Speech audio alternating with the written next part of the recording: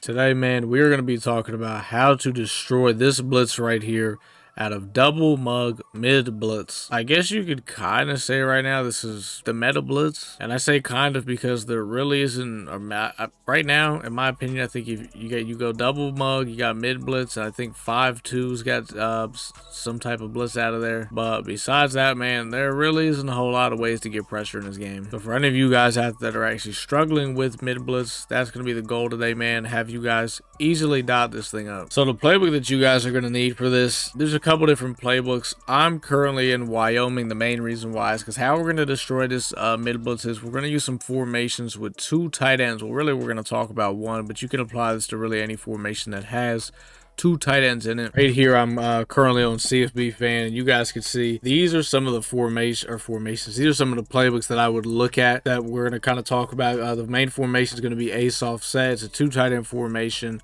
You got a tight end on the left side of the line and the right side of the line. It's going to absolutely destroy this mid blitz. Like I said, I'm going to be showing you it out of Wyoming. You guys can pick whatever one of these ones you want. And you don't have to run ace offset. You could do like a gun deuce. You could do a deuce close. Those are going to be some of the preferred ones. Wyoming, though, has deuce close and it has ace offset, wing slot. So it's got a whole lot to it. But let's go ahead and talk about how we're going to destroy this mid blitz. So we're going to go ahead and go over to this formation right here. Ace offset. The play we're going to be looking to run is going to be the play on the far left, Y sail. Now I'm going to be showing you guys, one, how to block the mid blitz because it's very easy to block, and I'll be showing you guys some very simple route combos that it's just going to pretty much destroy this blitz, make these guys want to get out of it immediately. Maybe stay in the double mug and they'll just try to go to zone or something, but they're going to get out of this. First, I'm going to show you guys a very simple way to block this. Now, keep this in mind though, when you do set up your blocking for the mid blitz, you have to do it at the very end before you snap it. The reason why I say that is because let's say right now I set up all my blocking and untarget the user, I do all that stuff, and then I start putting my hot routes out there, doing all this stuff right, it's gonna reset the blocking. So you have to do the blocking last, but I'm showing it to you first just so you guys know how to block it. So you can see the formation, right? We got two tight ends, and really all you need to block the mid blitz is one of them. So you're probably thinking, okay, which tight end do I block? I typically block the tight end that's on the shorter side of the field because I want, for example, right, I want to, let's just say we could respot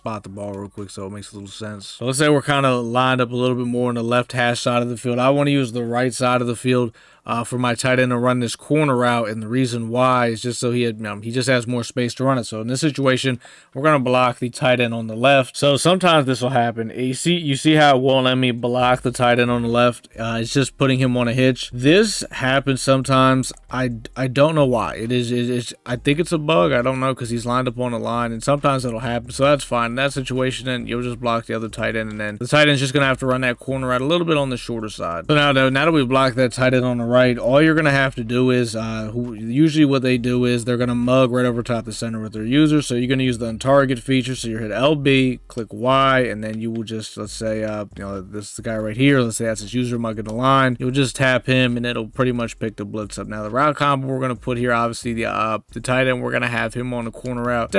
Stem it down just a little bit because I don't know why it's even running kind of funky like that. It's a little weird. The receiver on whatever side you have the corner route, put him on some type of underneath route. So if you want to put him on a drag, you can put him on a drag. If you want to put him on a return, you can put him on a return. Just some type of inside route, not a slant. It's got to be something very underneath so it doesn't get in the way of the tight end running his route. Now, as for the receiver on the opposite side of the field, it depends what type of man they're playing. If they're playing shade up man, which means he's not like getting a jam or press on him, then we can put him on a little 10-yard hitch, a little stop route. That's pretty much going to be free money. Now, if they're shading down, they're pressing him. If you have a receiver that's very fast and you know he can win his one-on-one, then we can simply put him on a streak and bomb it to him. Now, if you don't have a receiver that could do that, two things we could do. One, we could also put him on a little drag, kind of like a little mesh underneath for the man to bump the guys up.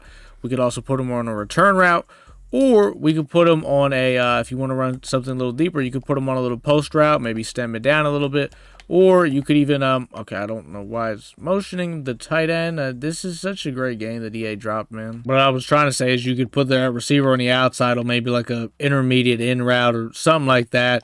You could even honestly do a slant if you want to. So in this case, I'm actually going to put him on a stop route. Now, as for the running back, what we're going to do with the running back is we're actually going to motion the running back out wide. I'm going to motion him out wide to the side.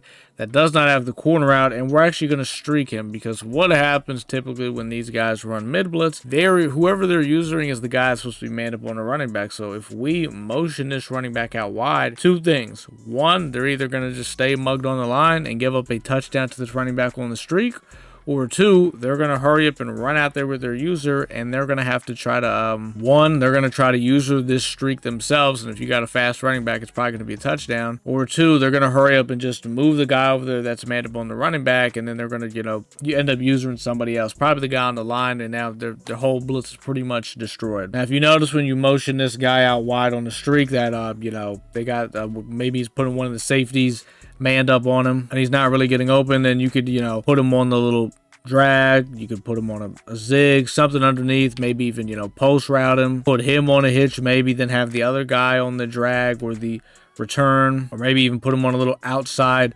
could put him on a little out route if there's inside, if the corner's taking away inside leverage and you got outside leverage. But the main thing with this little route combo right here is, man, this tight end on a corner route is going to fry whoever is guarding him. I don't care if the tight end is garbage. That tight end right there is like 74 speed or something like that. It does not matter, man. He is literally going to fry. So that's that's the easiest way to break it down. And typically, like I said, they'll probably try to end up just getting out of this thing. And like I said, if you got a fast running back that's running that streak, I mean, it's going to be a pretty easy bomb. Don't have a fast running back, so it's not a very easy bomb here. But yeah, it's weird. For some reason, even when I come out in this deuce close, it won't let me block the tight end on the left. Really weird. I don't know why. It's really weird because I want to, obviously block tight end on the left.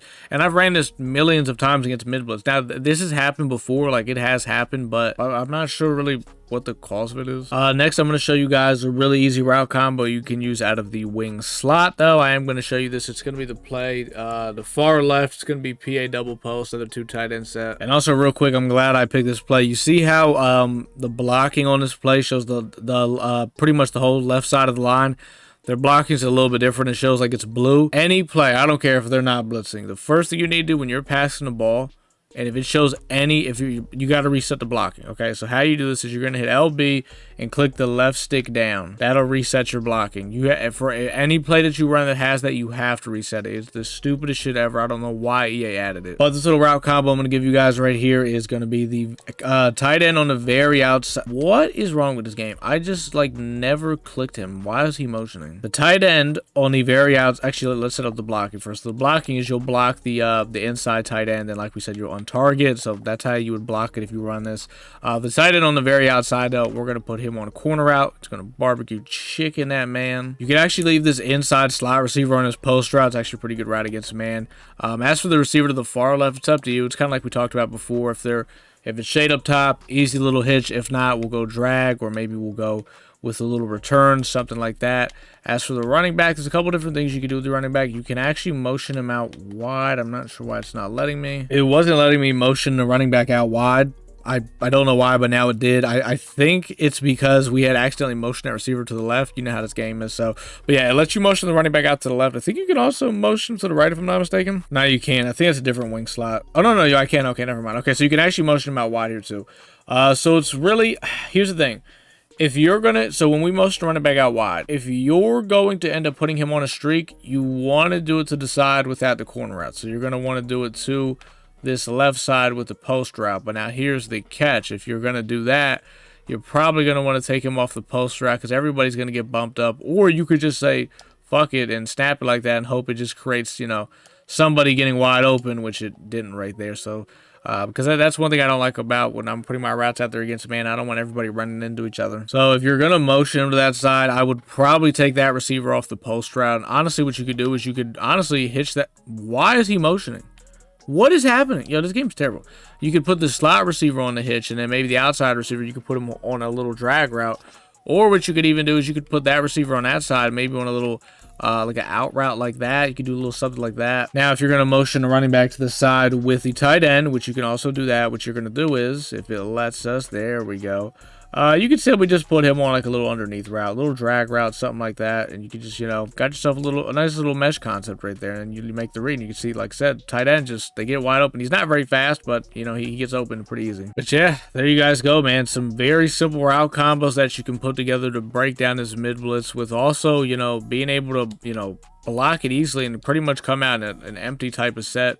It's just gonna make your life very easier. I mean, I have not probably ever really struggled with a mid blitz, I'd probably say, in my life, just because, you know, with running 2 tight ends, it just makes your life so much easier. Because the biggest thing you'll notice is that the tight ends always get a free release. Like, they will always get a free release like this, and it just makes it very difficult to man up. Now, let's say, okay, for example, they start shading to the outside very heavy on your tight ends running the corner routes and stuff. I mean, that's pretty much fine. Then at that point, you know, we can, if they're doing that, then now we're going to try to hit this post route up, maybe do a little something like this, and you can read it pretty easy, you know, because if they do that, it's game over. Obviously, it's a little inside third right there. Not an inside third. Since you block the tight end, obviously, just put some random guy in coverage. And honestly, even when they route commit to the outside, your tight end a lot of times is still going to have like that inside possession or position to where like you're still able to just kind of, you know, pretty much throw him the ball. I don't even think I blocked the tight end right there. So if you guys do have any question though, you guys can let me know. But yeah, well, this is in the Wyoming playbook. You guys could do it out of any of the playbooks that I showed you guys. Now, if you're going against Stadium Pulse, I'll be honest, you're gonna have to just if you're going against Stadium Pulse, it's fine, because all you got to do is basically just flip the play to whatever. So for example, right, it wasn't letting me block the tight end on this left side, right? So what I would just do is I would just flip the play like this, and then I could just block this tight end on the right. You still have the corner route. Now, the good thing is when you have Stadium Pulse, you can't hot route, but you can stem down. So I would stem this guy down to about right here. I could still motion the running back out wide now. Just motion him out wide, see whatever the hell happens. I think at this point, just get this receiver probably off the streak. I mean, if he has to stay on it, it's fine. Just know that what they might end up trying to doing is switch sticking that guy and then, you know, coming down playing that corner route, which is, you know, typically why I like to have all the routes separated when running against a man. But yeah, that's pretty much going to do it for this one, though, boys. This video did help you guys out, man. You could drop a like. If you're not subbed to the channel, man, sub to the channel. We're going to have a lot more breakdowns like this, giving you guys easy gems on how to just make your life easier when playing online. Or hell, I mean, I guess even offline, because a lot of the stuff you can even apply to offline. So, but that'll do it for this one. See y'all boys in the next one.